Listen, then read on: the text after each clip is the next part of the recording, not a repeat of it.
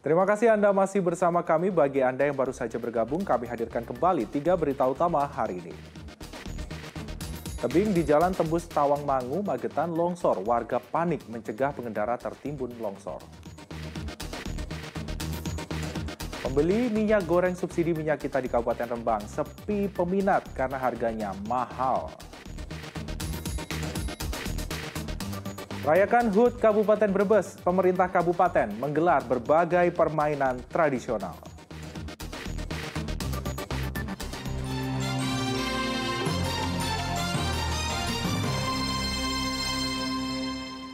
Tingginya intensitas hujan membuat Sungai Jeratun Seluna di Kabupaten Kudus meluap. Akibatnya perkampungan warga terendam banjir.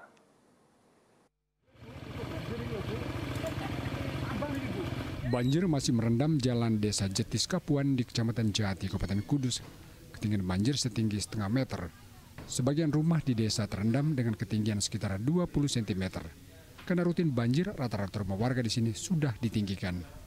Banjir terjadi sejak Sabtu malam lalu. Sungai Jeratun Seluna meluap karena tingginya intensitas hujan di daerah pegunungan. Karena curah hujan tinggi dari Muria masuk ke wilayah dari kota pun masuk wilayah sini karena dataran rendah. Kemarin dua ini kira-kira ya hanya sekitar 50-an ada Pak dengan jalanan ya? Jalan. Ada yang rumah tergenang banjir? Sebagian, terutama di RW 2, RW 3 itu hampir 30%. Udah mulai naik malam minggu Mas.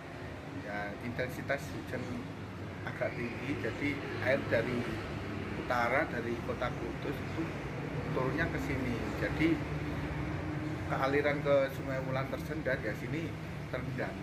Tapi alhamdulillah 2 hari ini cuaca agak cerah, jadi ya semoga saja sudah mulai surut lah, tidak semakin tinggi. Sawah 100% masih terendam air. Luas berapa? Luas sekitar 100 hektaran, 114. Mulai surutnya banjir membuat warga tidak lagi mengungsi. Namun pengurus desa tetap mempersiapkan posko pengungsian untuk mengantisipasi banjir susulan.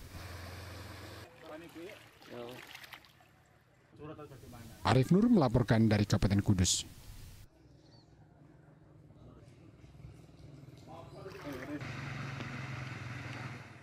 Akibat banjir, sekolah menengah kejuruan negeri di Kabupaten Klaten terpaksa diliburkan. Ketinggian air hingga 1 meter lebih membuat seluruh ruangan di sekolah terendam banjir. Hujan deras yang mengguyur Kabupaten Klaten membuat sekolah menengah kejuruan negeri 1 Rota Bayat terendam banjir Rabu pagi. Ketinggian air antara 50 sampai 120 cm. Kepala SMK Negeri 1 Rota Bayat mengatakan kegiatan belajar diliburkan sementara waktu karena ruang kelas terendam banjir. Bahkan ruang kepala sekolah, ruang guru, ruang bimbingan konseling, ruang OSIS juga ikut terendam banjir.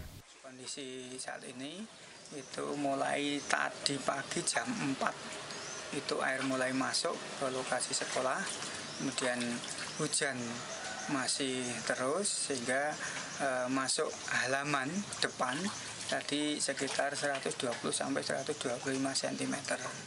Untuk aktivitas belajar mengajar dialihkan daring atau gimana Pak? Ya, untuk KBM ini ditangguhkan. Tadi awalnya itu diminta untuk masuk jam 9. Tetapi karena kondisi masih seperti ini, maka nanti bisa dialihkan dengan daring seperti ini. Kegiatan belajar mengajar untuk 1.150 siswa di sekolah ini akan digelar setelah banjir surut. Krisna Agung melaporkan dari Kabupaten Klaten. Sementara itu, untuk membeli beras murah, warga Wirosari Kabupaten Grobogan rela berjubel untuk menghindari pembelian beras 2 kali. Warga yang sudah membeli diberikan tanda tinta pada jarinya. Baru saja datang, tetapi truk pembawa beras Bulog langsung diserbu pengunjung pasar Wirosari, Kabupaten Grobogan.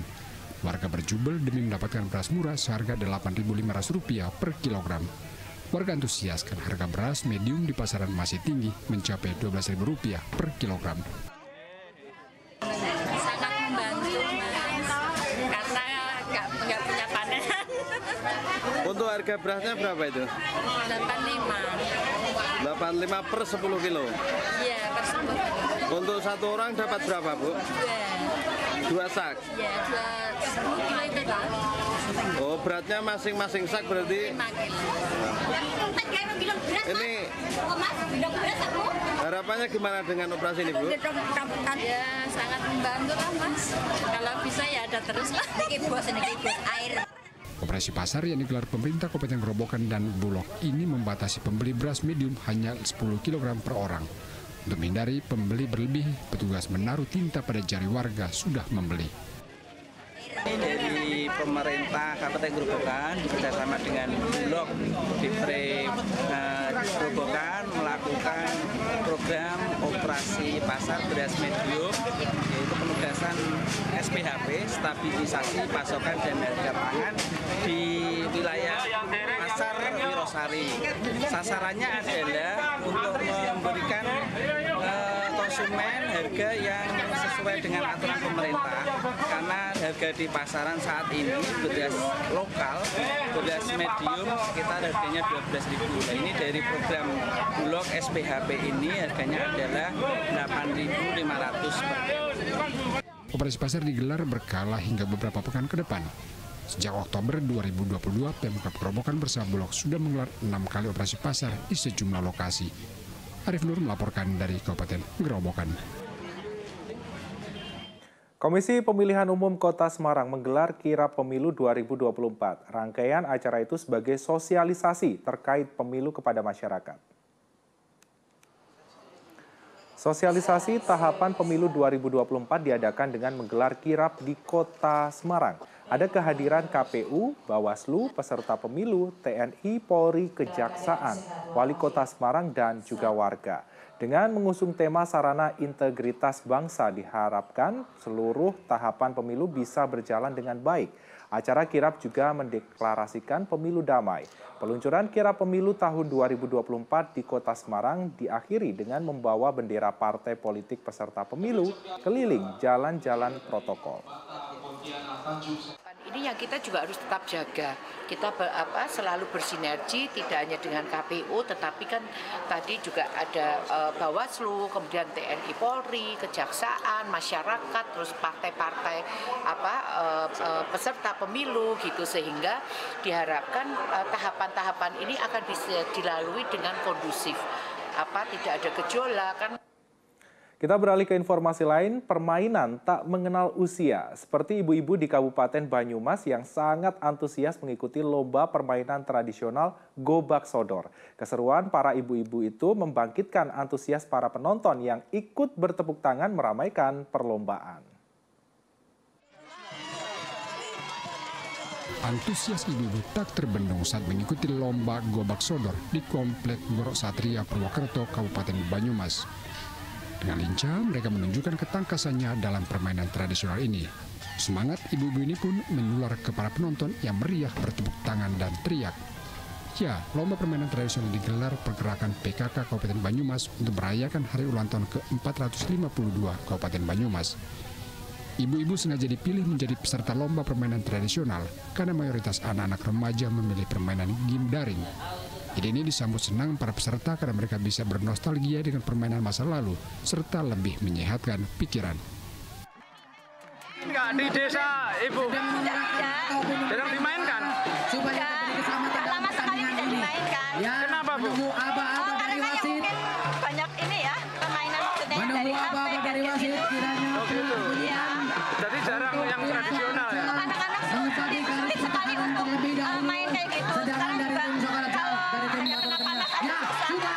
Dari 27 kecamatan yang mengirim perwakilan, ada 7 tim yang lolos ke final. Panitia sengaja memilih permainan Gobak Sodor karena melatih ketangkasan peserta untuk meloloskan diri dari sergap lawan serta melestarikan permainan tradisional yang nyaris punah.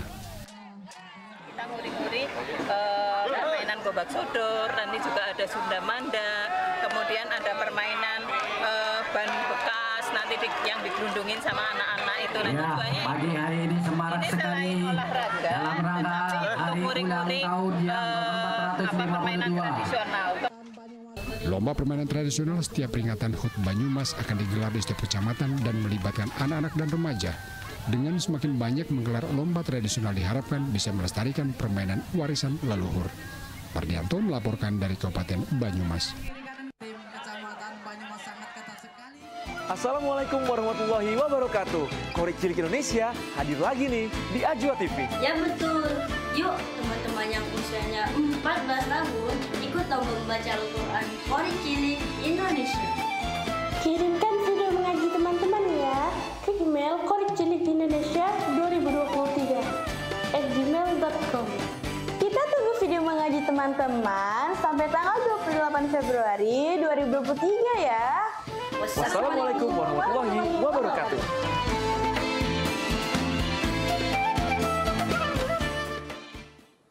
Dan informasi tadi mengakhiri jumpa kita hari ini. Bersama rekan yang bertugas, saya Freddy Cahya mengucapkan terima kasih atas kebersamaan Anda. Selamat beraktivitas dan sampai jumpa.